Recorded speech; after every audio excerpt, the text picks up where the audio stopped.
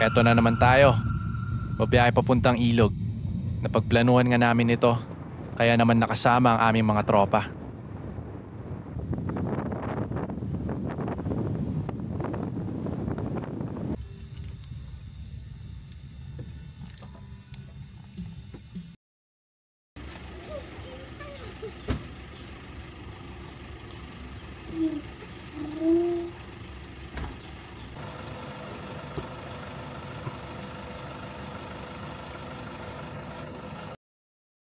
At eto na nga tayo.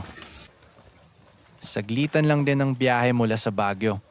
Pagdating dito, medyo may onting lakad lang papunta sa ating destinasyon, sa ilog ng Tapuacan.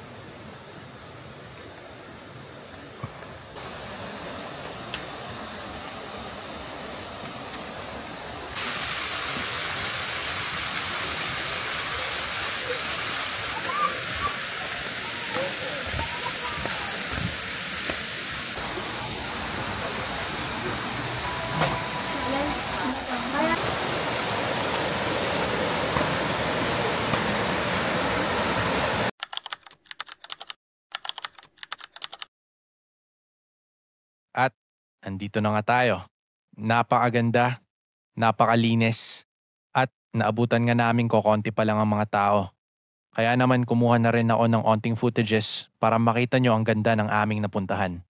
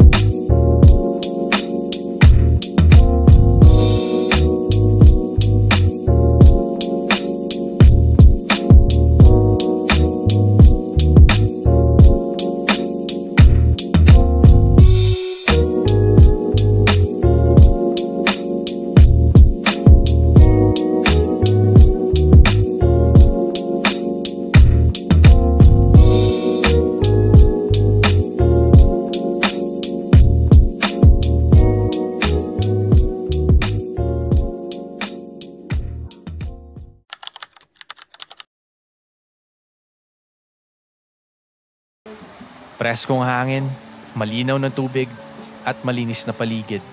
Minsan, sapat na ang kalikasan sa pahingang ating inaasam. Simple lang, walang iniisip, relax lang, parang sa ating panaginip. Langhapin ang preskong ihip ng hangin at ibuga ang mga bagay na nagpapabigat sa ating damdamin. Pahinga ka muna sa biyaya ng tanawin.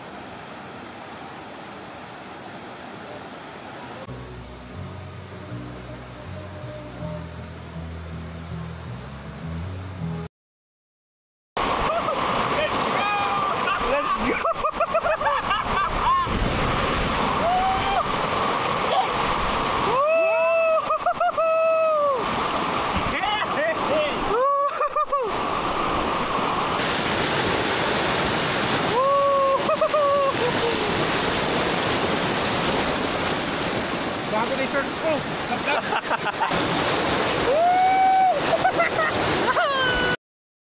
Sa buhay, isa sa pinakamahalagang bagay ay ang paggawa ng mga alaala.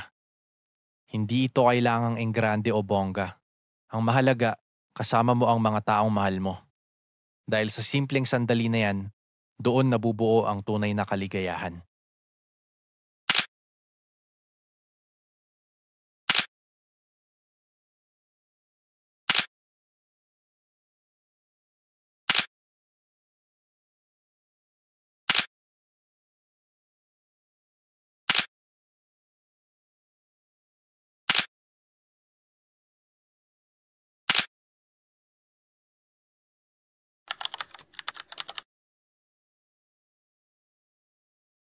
Pagkatapos ng maikling pahinga, napagdesisyonan naming tumuloy sa aking kinalakihang probinsya, kung saan mas malalim ang koneksyon at mas personal ang bawat tanawin. Ang sarap balikan ng lugar kung saan tayo nagsimula. ang mga kalsadang tinakbuhan natin noong bata pa tayo, at ang mga taong naging bahagi ng buhay natin. Minsan, ang pagbabalik sa nakaraan ay hindi masama.